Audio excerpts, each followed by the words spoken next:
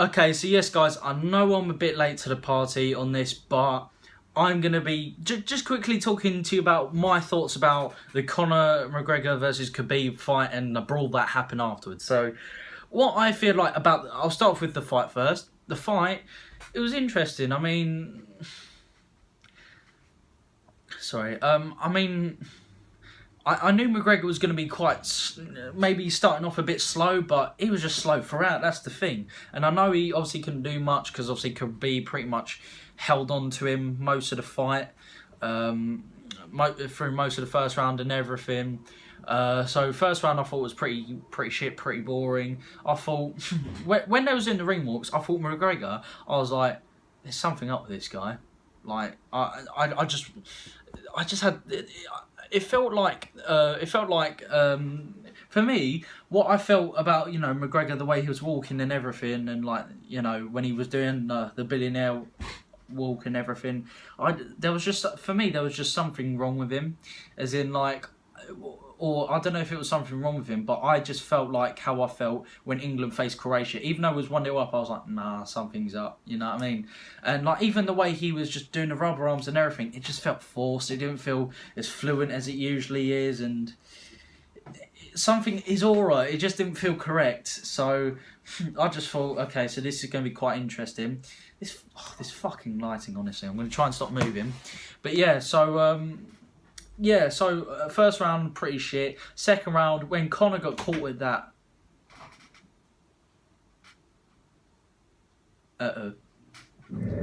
Anyway, so yeah, when McGregor got caught by that punch by Khabib, I thought, fair play, fucking hell. Like, that was a good punch. But obviously McGregor's style is obviously to keep his hands really low, almost like, up to his waist and that.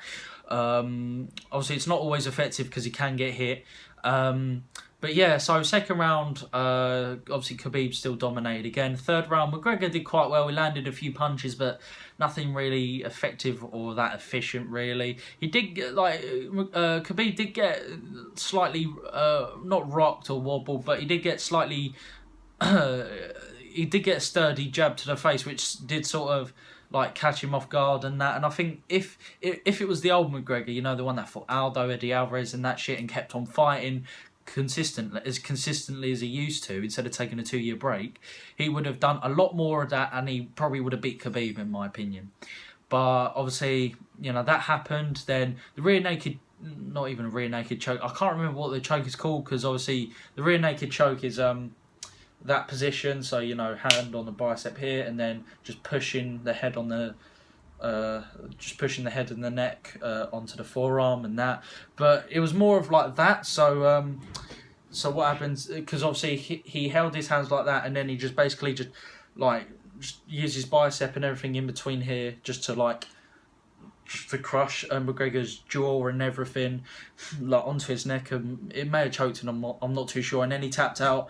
I didn't like the fact that McGregor tapped out, but at the end of the day, you can't keep on calling someone a pussy just because he taps. Like, you could call literally anyone in the UFC a pussy then, Kevin Lee, Michael Bisping, Dominic Cruz. You could call loads of people pussies because they tap, but pardon me. But the funny thing is, everyone only calls McGregor a pussy for tapping. It's like, well, I'm sorry, but you're not exactly going to let yourself pass out, because that can do some, like if you don't recover properly, then, it won't work out for you, because even if you get like knocked out afterwards, it's because of, not recovering properly from being choked out, Anyway, so what I mean is, because before I'm going to use an example. Michael Bisping, former middleweight champion. When he was champion, he fought St. George Pierre, greatest welterweight of all time. He got choked out. He passed out. He didn't tap because he passed out quite quickly. It was a fucking good squeeze. Then Bisping fought a month later and got knocked out in the first round. And that's because he didn't recover properly from being choked out. Because even though it seems like, oh yeah, you can recover in a week or something, mentally or physically, your body just does not recover that quickly. Especially the way Bisping was, choked out. Because he was out for about 5 seconds before the ref said it's over, you know what I mean? But anyway, so back onto the McGregor-Khabib situation. You know, Khabib won, that was fair enough. I thought, you know, good performance by him. Showed that he's the real shit against someone that hasn't had a fight in 2 years and everything. Not to like disregard how good Khabib is as a fighter, but McGregor's been out for 2 years, doing a bit of coke and everything. And if you want to know how I know that, you can just message me on Instagram, Snapchat, whatever, or even just write a comment down below and everything. And also, while you're there, leave a subscribe. Click the subscribe button down below, and yeah. But anyway, sorry, I'm digressing again. So yeah, like, great performance by Khabib. I thought him and his team were knobheads for what they did. The thing is that, like, the fact that they attacked McGregor for no reason is, you know, ridiculous. He's just recovering from getting, you know, choked out, punched, knocked down even, because that looked like a really hard punch as well. You know, getting knocked down, choked out, obviously punched the crap out of on the ground and pound as well. And yeah, one guy, it was stupid as well, because one guy on Instagram was bragging about about slapping McGregor as promised, and not getting hit by McGregor, like, you know, just showing his face, saying that he didn't get hit. Well, first of all, you fucking cunt, you got hit in the jaw. Obviously, you're not going to see a mark because you've got a fucking fat ass beard there, you knobhead. Also, that other guy, don't know what he's doing. He decides to hop over the octagon and then start hitting McGregor from the back of the head. It's like, you call McGregor pussy because he taps, but you're the pussy because, well, obviously he's not going to watch it, but that guy is a pussy because he's attacking someone while their back is turned and while they're trying to recover from being beaten the shit out of and choked as well, and while they're not looking for a fight for you. So that person is just an absolute pussy themselves. And the thing is that Khabib was just saying about how it's unfair that the UFC are just, you know, how they're being hypocrites about the whole McGregor bus incident and everything. But the difference is that what Conor did was outside of the UFC. And what I mean by that is that he did not represent the UFC, he did not wear their brands, and he was not a part of their event. He was just there on his own terms as his own person. He didn't have a contract with the UFC at the time or nothing. He was just there as his own person and brought his friends along. That's the thing. So that is obviously, you know, down to, you know, the city of New York and the police department to sort that out, because obviously it's a police matter.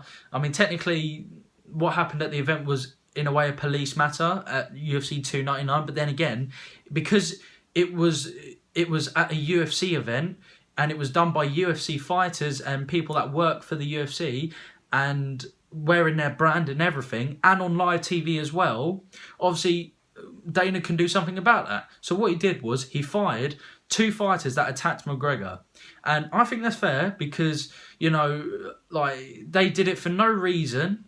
And yeah, it was just for an unjustified reason. Like, they did that for no reason, and they did it on live TV. And even Khabib, like, jumping on Dylan Dallas and said that he called him a Muslim rat, because John Kavanagh, McGregor's head coach, he's one of the fairest people, you know, one of the fairest coaches ever, and always says it how it is, especially to McGregor or Conor. And like he said, I didn't hear him say anything like that at all. And he said all I saw that he did was he just went like this, you know, come over here, and that's it. Just basically like trying to like make Khabib pissed off and that. And Khabib was obviously pissed off. But yeah, Dylan Dallas has stated that he'd never say something like that ever. And obviously, you know, like, there's been no like recording like of the voices that have stated that he said that, but you know, something might come out later, I don't know. But at the moment, he did not say it, and that's all we can go from there. But yeah, Khabib is just moaning about how it's hypocritical, but it's really not, because you've represented the UFC in such a bad light, and it's going to put them back from the mainstream media for maybe potentially a few years, maybe, because they're not quite in the mainstream yet. And what I mean is that obviously the UFC are trying to get on, you know, mainstream media and that, and on the TV all the time and everything. But it's not going to happen when people would always get from the events that, oh, everyone's a thug, you know what I mean? And the way Khabib and his team carried themselves was just stupid, because McGregor was like, oh yeah, you know, fair enough, I lost. And then when people started attacking him, he tried to fight back, and that's fair enough. But people attacking him is just stupid. So I'm glad Dana sacked him. And if Khabib does leave the UFC, as he stated, because he said if his teammates are leaving, then he's leaving, I'd say, bye, Felicia. You know what I'm saying? I know that's a bit camp, but you get my point. Like, I just would say, I would just say, okay, fuck off then, you know. I'm beaten MMA fighter, one of the best lightweights of all time. Good job on your career. Now fuck off. You know what I mean? That's what I would say. And then, yeah, I'll just sort out another lightweight fight, because there's so many other more interesting lightweights, and lightweights that wouldn't always just, like, you know, threaten the president of the UFC's like car to be smashed in, or, you know, calling him like saying that he's up McGregor's arse and everything, when it's debatable. But yeah, so that's how I feel about the fight. If you like the video, please leave a like, and please leave a comment down below, and also make sure you subscribe to my channel. And yeah, so that was my review on the event of UFC 299 and the brawl that happened. And yeah, I'll see you guys in a bit. Peace.